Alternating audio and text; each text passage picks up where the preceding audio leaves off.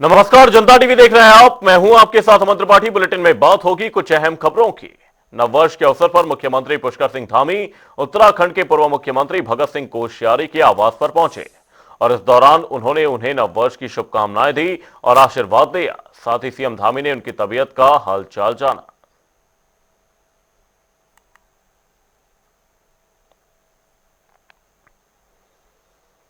मुख्यमंत्री पुष्कर सिंह धामी ने देहरादून स्थित मुख्य सेवक सदन में परिवहन निगम की नई बसों को हरी झंडी दिखाकर रवाना किया। इस कार्यक्रम में परिवहन विभाग के सभी अधिकारी मौजूद रहे। उत्तराखंड परिवहन निगम के बस बेड़े में सम्मिलित नई बसों के जुड़ने से यात्रियों को सुरक्षित, आरामदायक और बेहतर परिवहन सुविधा मिलेगी, जिसको लेकर सरकार सार्वजनिक परिवहन को लगातार मजबूत करने पर काम कर रही है। ये परिवहन निगम के बेड़े में 100 बसें और 10 वातानुकूलित बसें और 2 वोल्वो बसों के समेत 112 कुल बसें इस बेड़े में शामिल हुई हैं। इससे और आज वर्ष 2026 का पहला दिन भी है। ये बहुत शुभ शुरुआत राज्य के परिवहन निगम के अंदर हुई है। निश्चित रूप से इससे हमारी परिवहन सेवाएं आम जन के लिए बहुत सुविधाजनक बनेंगी और हमारे यहाँ का जिस प्रकार की भौगोलिक परिस्थितियां हैं, अत्यंत कठिन परिस्थितियां हैं और अधिकांश स्थान ऐसे हैं जहाँ पर सभी गतिविधियां और आवागमन का साधन केवल परिवहन निगम ही होता है।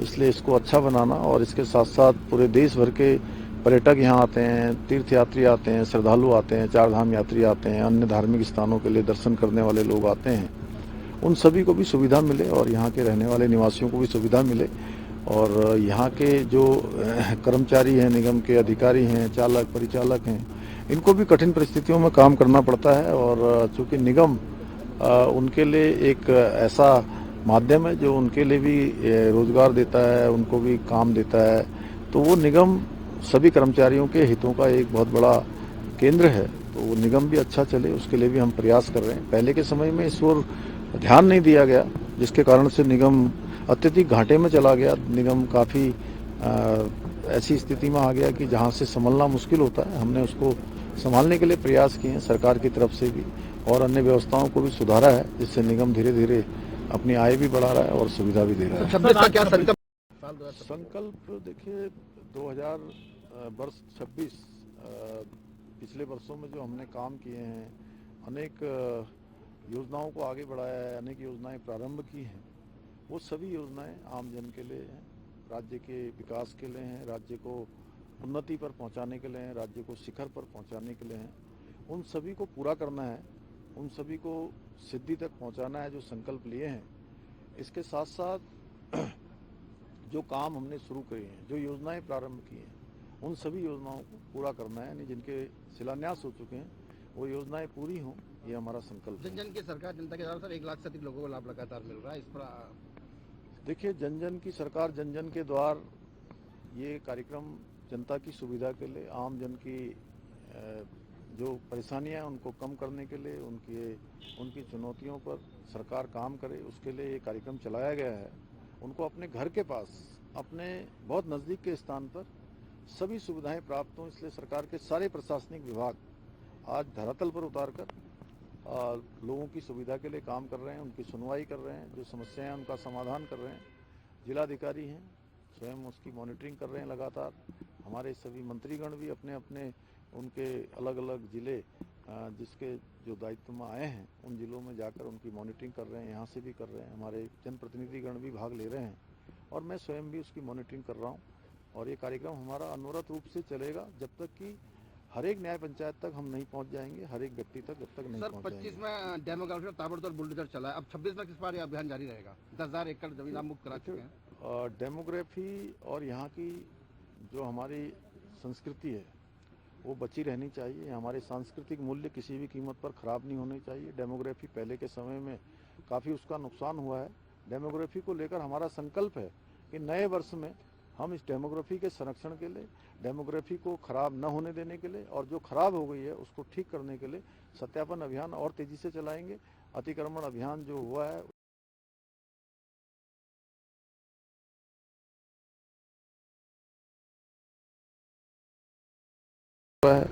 उसको और तेजी से हटाया जाएगा। सभी ऐसे स्थान साफ बनाए जाएंगे, देवभूमि को और देवत्व को किसी प्रकार का नुकसान न हो, ये हमारा आज वर्ष 2026 के पहले दिन संकल्प है। सर, नए साल में विधायकों का इंतजार खत्म होगा, कैबिनेट विस्तार पे कुछ कहेंगे सर? नया वर्ष है, सबको शुभकामनाएं। Thank you.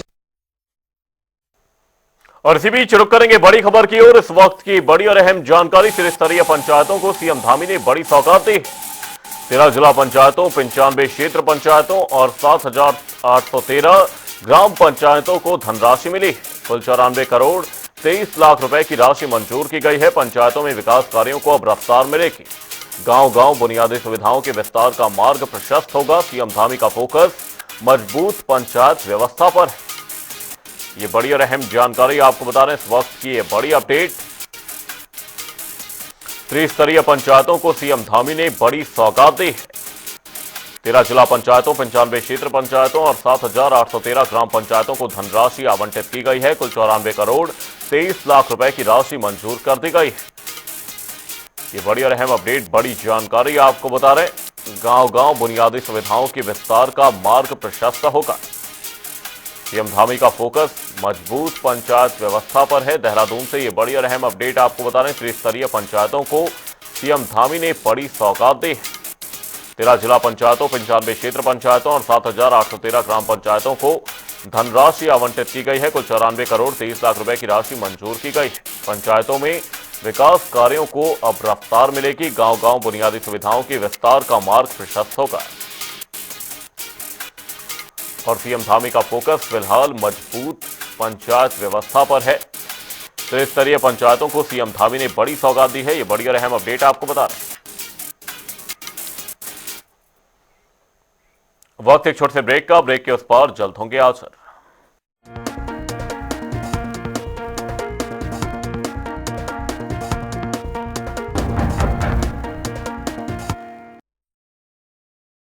जॉइंट पेन के लिए डॉक्टर ऑर्थो ऑयल के अमेजिंग रिजल्ट सबको पता है, पर क्या आपको पता है कि पुराने और ज्यादा बिगड़े दर्द के लिए डॉक्टर ऑर्थो ऑयल के साथ साथ डॉक्टर ऑर्थो कैप्सूल्स को भी रेगुलर यूज करना चाहिए। ये कोई टेम्पररी पेन किलर नहीं, आयुर्वेदिक औषधि है।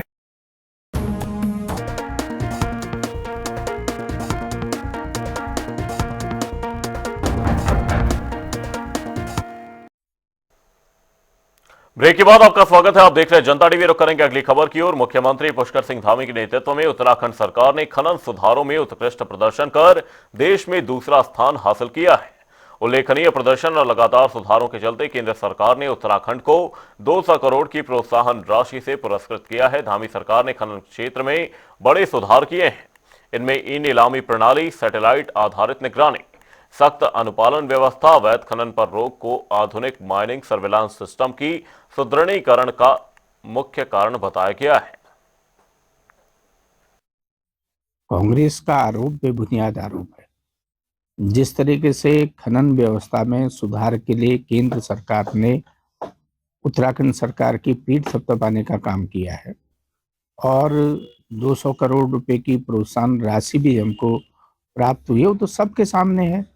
अगर गलत खनन होता, गलत तरीके से खनन कराया होता, तो निश्चित रूप से केंद्र सरकार भी उस पर कुछ न कुछ हमको रोक लगाता।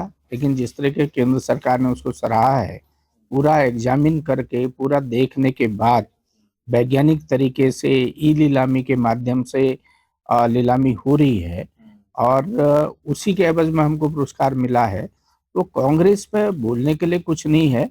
वो इधर उधर की बातें करके चर्चाओं में बने रहने के लिए इस तरीके के आरोप लगा रहे हैं। और सबसे बड़ा जवाब तो जब केंद्र सरकार ने खनन नीति की स्वयं तारीफ की है, तो कांग्रेस के लिए इससे बड़ा जवाब और क्या हो सकता है। बीजेपी नेता संगीत सोम हरिद्वार पहुंचे। इस दौरान उन्होंने मीडिया से बातचीत करते हुए बॉलीवुड अभिनेता शाहरुख खान पर तीखी बयानबाजी की और कहा उनकी नाराजगी किसी एक व्यक्ति से नहीं बल्कि देश के गद्दारों से है। साथ ही उन्होंने बांग्लादेश में हिंदुओं पर हो रहे कथित अत्याचारों का मुद्दा उठाते हुए नाराजगी जाहिर की। सुनिए क्या कुछ कहा। शाहरुख खान को लेकर क्या कहेंगे? देखिए, शाहरुख खान जैसे देश के गद्दार लोग जो बांग्लादेश में आप देख रहे होंगे कि हिंदुओं का कत्लेआम हो रहा है, बहन बेटियों के साथ बलात्कार हो रहा है, वहां भारत विरोधी नारे लग रहे हैं, वहां भारत के प्रधानमंत्री को गाली दी जा रही है, हिंदुओं को चुन चुन के मारा जा रहा है और उसके बावजूद वहाँ ये शाहरुख खान जैसे देश में बैठे हुए गद्दार लोग वहाँ के खिलाड़ियों को 9.5 करोड़ में खरीद रहे हैं। ये गद्दारी अब देश बर्दाश्त नहीं करेगा। शाहरुख खान अगर शाहरुख खान है तो वो देश की जनता का बनाया हुआ शाहरुख खान है। वो शाहरुख खान अपने आप से शाहरुख खान नहीं है, मात्र एक नाचने गाने वाला है। नहीं तो वो देश की जनता ने का पैसा है जिसे वो देश विरोधी ताकतों को देने का काम करते हैं। हरिद्वार को स्वच्छता के क्षेत्र में अग्रणी बनाने के लिए प्रशासन लगातार स्वयंसेवी संस्थाओं के जरिए स्वच्छता अभियान चला रहा है। सीसीआर हॉल में सीडीओ ललित नारायण मिश्र ने तमाम समाज सेवियों और स्वयंसेवी संगठनों के साथ मीटिंग कर नए साल से विशेष स्वच्छता पखवाड़ा चलाए जाने को लेकर मीटिंग ली, जिसमें शामिल हुए तमाम समाज सेवियों ने प्रशासन के स्वच्छता अभियान में भागीदारी निभाने की बात कही। इस दौरान सभी को स्वच्छता जागरूकता शपथ भी दिलाई गई। हमारे जनपद को स्वच्छ बनाने के लिए, सुंदर बनाने के लिए स्वच्छता महाअभियान चल रहा है। हम इसके दूसरे मंथ में हम प्रवेश कर चुके हैं और हमने सभी नागरिकों से, सभी विभागों से, सभी संस्थाओं से, सभी संगठनों ने अपील की है कि उस हमारे महाअभियान में साथ दें। इसके तहत आज हमारे विकास भवन के सभी कर्मचारी और अधिकारियों ने मिलकर के एक अभियान चलाया है और इस कैंपस को पूरा साफ करने का प्रयास किया है। तो ये हमारा अभियान लगातार जारी रहेगा और हम अनुरोध करते हैं कि 1 घंटे प्रतिदिन अगर हम सफाई में देंगे तो हमारा यह जनपद स्वच्छ और सुंदर बन सकेगा। खबर हरिद्वार से है, जहां नववर्ष के पहले दिन हरिद्वार के प्रतिष्ठित साईं मंदिर में साईं बाबा के दर्शनों के साथ मंदिर परिसर में भक्तों का सैलाब उमड़ा। वहीं जिलाधिकारी मयूर दीक्षित, बीजेपी विधायक प्रदीप बत्रा समेत कई गणमान्य लोगों की मौजूदगी ने कार्यक्रम को और भव्य बना दिया। विभिन्न स्थानों पर साईं बाबा के भजनों पर झूमकर नृत्य किया गया और साईं बाबा के जयकारे लगाए गए। कार्यक्रम में भजन गायकों ने साईं बाबा के भजनों की मनमोहक प्रस्तुति दी, जिससे भक्तों का मन साईं बाबा की भक्ति में लीन हो गया। दौड़ रहे हैं और बड़े उत्साह को देखने को मिला नए साल में, उसके बारे में बताइए, उसको देखिए। देखिए, आज नए साल पर सबसे पहले तो मैं सभी लोगों को, सारे श्रद्धालुओं को जो यहाँ पर आए हैं, सबको बाबा की तरफ से बहुत नए साल की बधाई। सब बहुत सुखी रहें, स्वस्थ रहें, समृद्धशाली हो, ऐसी मेरी प्रार्थना भगवान से और मनोकामना। हाँ, आज सुबह से ही जैसी हमें उम्मीद थी, आज सुबह से ही अर्ली मॉर्निंग जैसे भगवान के पट खुले तब से काफी भीड़ लोगों की यहाँ पर आ रही है और कंटिन्यूसली आ रही है। अभी हजारों लोग यहाँ पर आ चुके हैं बाबा का आशीर्वाद लेने के लिए और तो कंटिन्यूस अभी चालू है। तो मेरे साथ शुभारंभ हो चुका है। भगवान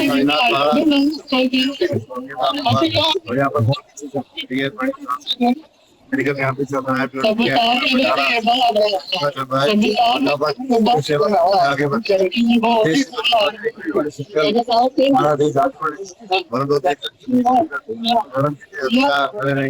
और भारत को विकसित भारत जैसे ये तो चाहते कि कामयाब और नेक कार्य और सेवा में सभी लोग आ गए हैं। हमारा परम धर्म है कि हम लोग सेवा में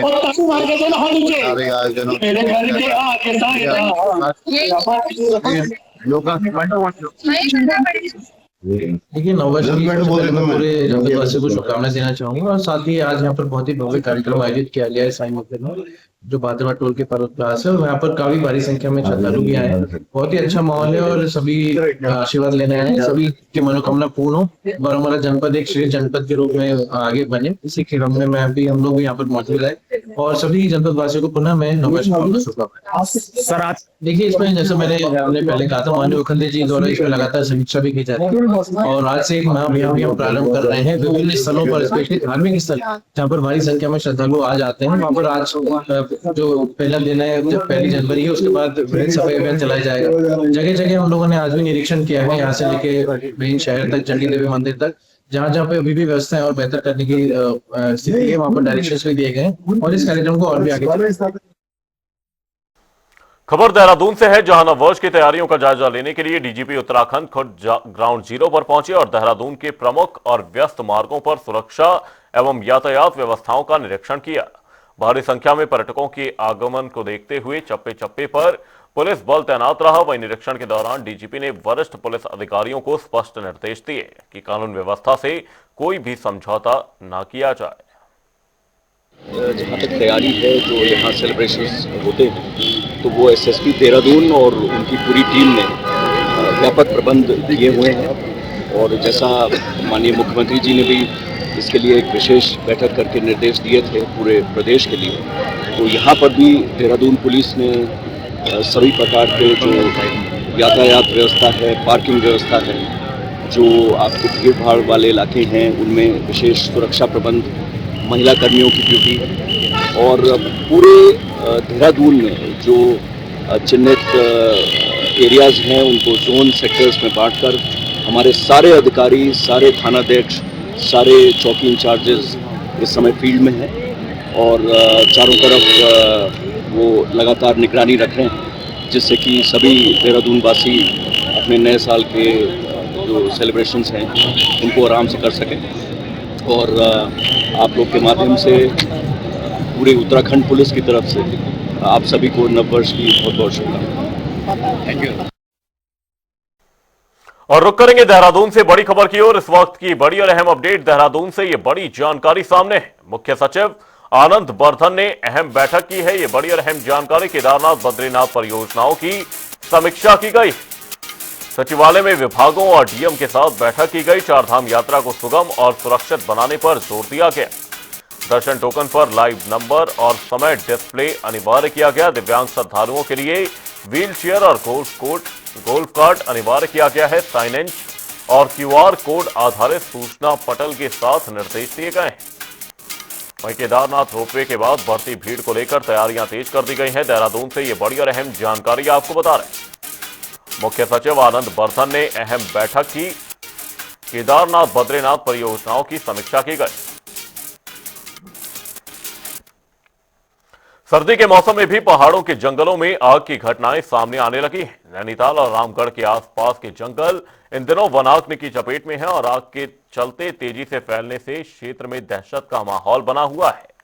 वनाग्नि से वन्य जीवों पर संकट गहरा गया है। जानवर सुरक्षित ठिकानों की तलाश में जंगल छोड़ रहे हैं, जिससे मानव वन्य जीव संघर्ष की आशंका बढ़ गई है। आग से उठता धुआं लोगों के स्वास्थ्य पर भी असर डाल रहा है। प्रशासन के अनुसार सूचना मिलते ही वन विभाग और दमकल की टीमें मौके पर पहुंचकर आग पर काबू पा रही हैं। उनका ये कहना था कि वो रिजर्व फॉरेस्ट के अंदर तो नहीं थी, लेकिन आग पे काबू पा लिया गया है। डीएफओ साहिबान से ये कहा गया है कि समय पे वर्षा न होने से और ड्राई सीजन होने से ऐसी घटनाओं की पुनरावृत्ति हो सकती है।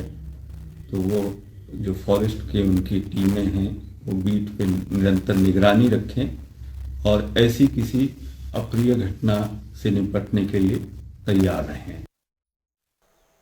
उत्तराखंड में भालू अब पहाड़ से मैदानी इलाकों में घुसपैठ कर चुके हैं। ऋषिकेश में नए साल के जश्न से ठीक पहले भालू की दस्तक ने पूरे इलाके में दहशत का माहौल बना दिया। घटना बुधवार देर रात की है, जब नए साल के स्वागत में महज करीब 2 घंटे का समय बाकी था।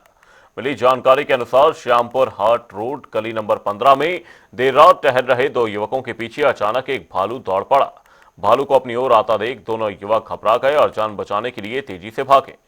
वहीं गनीमत रही कि दोनों ने अपनी जान बचा ली। घटना के बाद क्षेत्र में हड़कंप मच गया। स्थानीय लोगों ने तुरंत वन विभाग को इसकी सूचना भी दी। वहीं वन विभाग की टीम मौके पर तो पहुंची, लेकिन काफी प्रयासों के बावजूद भालू को पकड़ने में नाकाम रहे। इस बीच इलाके में लगे सीसीटीवी कैमरों की फुटेज सामने आने के बाद वन विभाग ने क्षेत्र में भालू के आने की आधिकारिक जांच की है।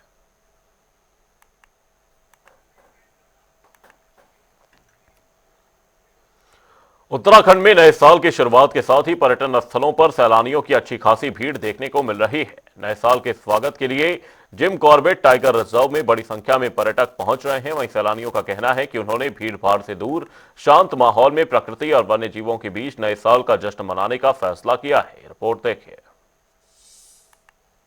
नए साल के स्वागत के लिए उत्तराखंड के कॉर्बेट टाइगर रिजर्व में भारी संख्या में पर्यटक पहुंच रहे हैं।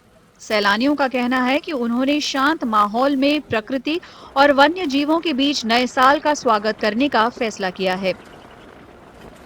मुझे बहुत टाइम से करना था कि जिम कॉर्बेट जाना है, इनके साथ मुझे जिम कॉर्बेट करना था, तो हमने सोचा कि कब किया जाए।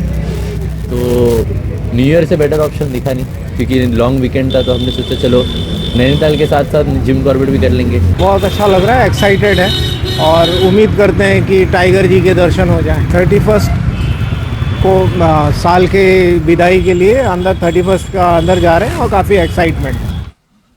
कॉर्बेट अधिकारियों के मुताबिक सभी होटल, रेस्ट हाउस और सफारी पूरी तरह बुक हैं। हमारे सारे रेस्ट हाउसेज, हमारी सारी सफारी, हमारे सारी कैंटर की बुकिंग जो है वो पूरी फुल है। हम लोग भी कॉर्बेट टाइगर रिजर्व उत्तराखंड सरकार की ओर से, भारत सरकार की ओर से सभी लोगों को जो यहाँ आ रहे हैं उनको नव वर्ष की बहुत बहुत हार्दिक शुभकामनाएं। मसूरी में भी पर्यटक खूब लुत्फ उठा रहे हैं। वो सर्दियों की ठंड और शांत नज़ारों का आनंद ले रहे हैं। बड़े धूम से चल रहा है यहाँ का जो एनवायरनमेंट है और जो लोग न्यू ईयर सेलिब्रेट कर रहे हैं बहुत जोर शोर से और बहुत अच्छा लग रहा है। मेरी फैमिली आई है यूएस से और मेरी बुआ जी मुंबई से आई हैं और सब बहुत एंजॉय करने आए यहाँ पे। बहुत अच्छा माहौल को देखा और बहुत अच्छा एनवायरनमेंट है, उनको बहुत अच्छा लगा। यहाँ का व्यू रियली ग्रैंड व्यू। एक ही चीज कहना चाहूंगा कि काश यहाँ पर गैस की कार अलाउ न करें, इलेक्ट्रिक कार, तो पोल्यूशन यहाँ ज्यादा है जैसा मैं एक्सपेक्ट कर रहा था। होटल मालिक पार्टी पसंद करने वालों का स्वागत करने के लिए भी तैयार हैं। उन्होंने लाइव म्यूजिक परफॉर्मेंस और हर स्वाद को लुभाने वाले स्वादिष्ट पकवानों के लिए खास इंतजाम किए हैं। सारी प्रिपरेशंस ऑलरेडी ऑलमोस्ट डन है। हमारी सारी प्रिपरेशंस, हमारा लाइव बैंड भी आने वाला है थोड़ी देर में। सारी प्रिपरेशन हमारी डन है। बहुत अच्छे जश्न से मनाएंगे पूरा नया साल। शाम तक आप देखिएगा पूरा मसूरी जैम पैक्ट हो जाएगा। हर साल ही होता है, इस साल भी होगा। और प्रशासन अगर ढंग से काम कर लेगा तो मेरे ख्याल से बहुत शांतिपूर्ण तरीके से हमारा नववर्ष बनेगा। हालांकि कुछ छोटे कारोबारी उतने उत्साहित नहीं दिख रहे। उनका कहना है कि मसूरी जाने वाली सड़कों पर लंबे ट्रैफिक जाम की वजह से पर्यटकों की संख्या कम हो गई है। मैं 30 तारीख से, कल से कुछ टूरिस्ट से एकदम टूरिस्टों की संख्या आधी रह गई। आज भी बड़ी कम दिखाई दे रही है। जैसा कि मैं भी अपना होम स्टे चलाता हूँ, कल भी रूम खाली थे, आज भी रूम खाली है। जाम लगे हुए हैं बहुत ज़्यादा। आप लोग आएंगे, जाम में फंसे रहेंगे, आपके बच्चे परेशान होंगे। तो टूरिस्टों ने शायद रुख अपना चेंज कर दिया, कुछ ऐसा महसूस होता है मेरे को। मसूरी में पर्यटन उद्योग के लिए ये मिला जुला सीजन है। फिर भी हर कोई 2026 का शानदार तरीके से स्वागत करने के लिए बेताब है। बुलेटिन में फिलहाल के लिए सिर्फ इतना ही। रुकेंगे एक छोटे से ब्रेक के लिए। देखते रहिए जनता टीवी।